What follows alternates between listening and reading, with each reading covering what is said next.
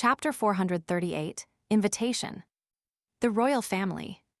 Klein held the letter he received from Isengard Stanton and silently murmured to himself.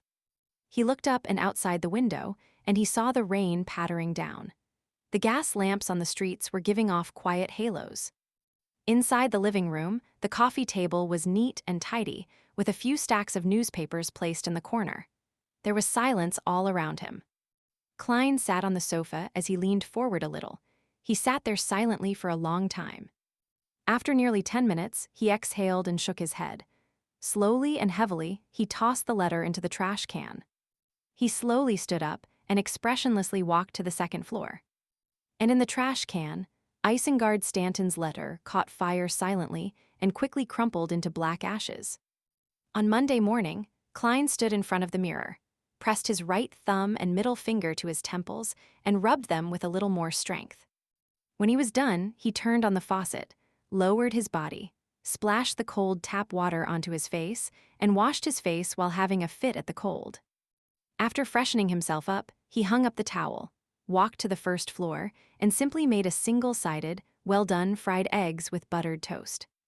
Of course, a cup of black tea with a few slices of lemon quenched his thirst and reduced the cloy sensation he was feeling. After breakfast, as he was idly flipping through the rest of the newspapers, Klein suddenly heard the tinkling of the doorbell. Who is it? A new commission? Could it be that the machinery hivemind has already finished exploring the Ammon family's tomb? No, it can't be that fast. Klein muttered as he put away his napkin and newspapers and walked slowly to the door. When he held the handle, the image of the visitor outside the door appeared in his mind. It was an elderly gentleman dressed to a T. His snow-white shirt was starched, and a thick grayish-blue vest completely hid his belly. The long tailcoat had sharp lines without any blemishes on it. The gentleman was wearing a pair of shiny leather shoes, so shiny that it was impossible to tell if he had walked through the rain or mud. He wore a pair of white knitted gloves with silver hair at his temples. His face was deeply wrinkled, and his light brown eyes were so serious that they didn't contain a hint of a smile. "I don't know him." Klein mumbled and opened the door. "May I know who you're looking for?" he asked politely. The elderly gentleman took off his hat, pressed it to his chest, and saluted in the most standard manner. "Mr. Sherlock Moriarty, I'm a butler who has come to invite you in place of my master." "Do I know your esteemed master? Why is he looking for me?" Klein's head was completely filled with questions. But at this moment, he had already noticed a carriage parked across the cement road. It had a deep black outer shell, and there was a curtain on the inside of the window. It was obvious that it was nothing ordinary. There's luxury amidst being low-key. Klein looked closely and suddenly saw that there was a coat of arms in a conspicuous part of the carriage. The main body of the coat of arms was a vertical sword facing down, and the hilt of the sword had a red crown. That's the Sword of Judgment. It's the Sword of Judgment representing the Royal Augustus family. Klein's heart palpitated as he roughly understood the butler's background. Perhaps he's a rather powerful beyonder. Klein made a guess. The professional and stern butler didn't pay attention to his scrutiny. He revealed a polite smile and said, "You have never met my master, but in a sense, you do know him. You have been providing him clues about the organization that is symbolized by the tarot cards, and he has paid for the money you need. As expected, it's the important figure that Talum mentioned. I've been using false information to fleece for funds and even submitted all the reimbursements that old Kohler required to him. I can't refuse his invitation now, especially when Talum is dead." Klein pondered for 2 seconds and said, "Did your master come to me due to Talum's death?" "Yes, Talum was his friend. He was sad and confused by his death, and he heard that you were there when it happened," the old butler articulated clearly. "No, I was." Klein subconsciously wanted to deny it, but he ultimately could only nod. "Yes, I saw Talum die in front of me."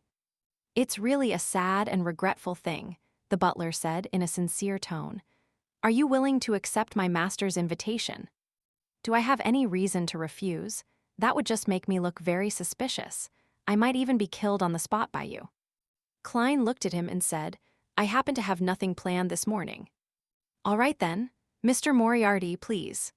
The old butler bent down slightly, extended his right white-gloved hand, and pointed at the carriage on the opposite side of the cement road. Sai, I've been trying to avoid getting involved with important figures. In the end, I have no choice but to face the person behind Talim after his death. I wonder if this would attract attention or lead to more in-depth background checks. I have to plan ahead and be ready to give up my identity and this foothold at any time. Also, I need to get the human-skinned shadow characteristic and the deep-sea Naga's hair and advance to faceless as soon as possible.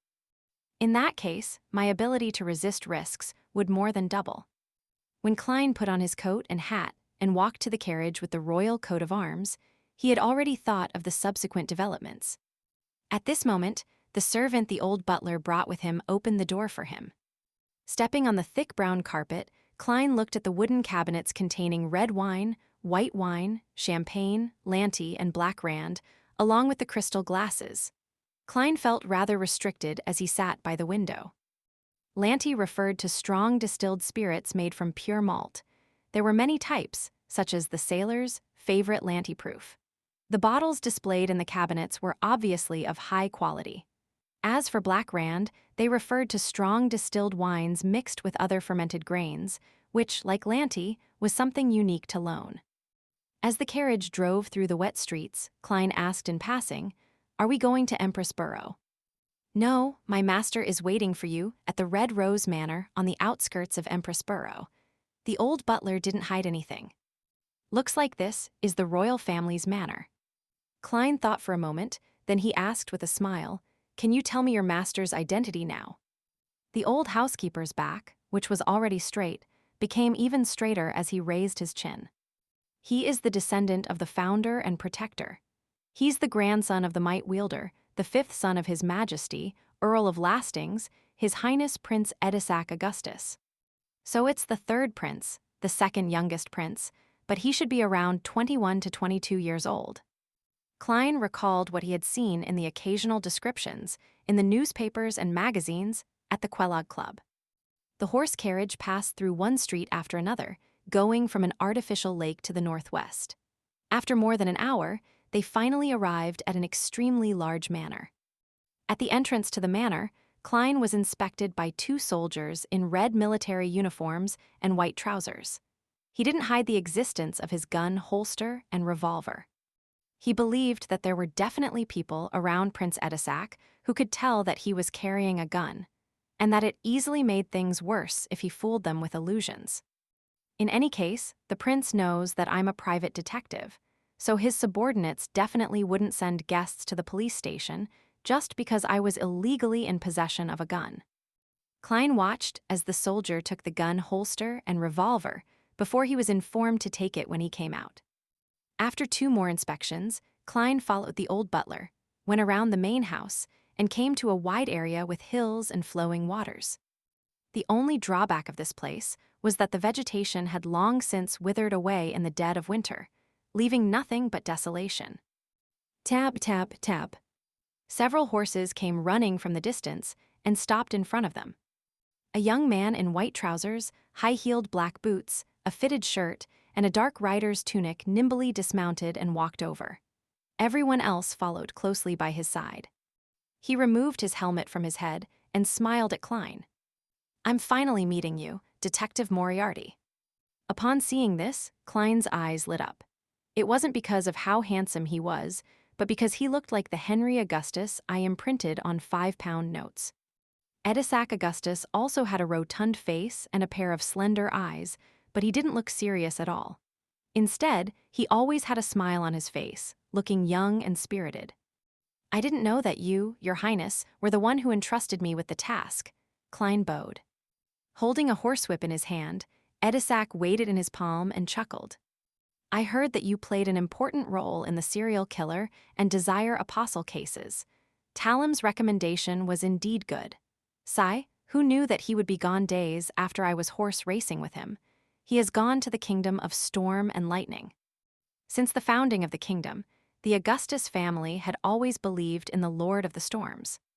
Without waiting for Klein to answer, he said with a heavy expression, "The investigation into Talim's death didn't go through me, Mr. Moriarty.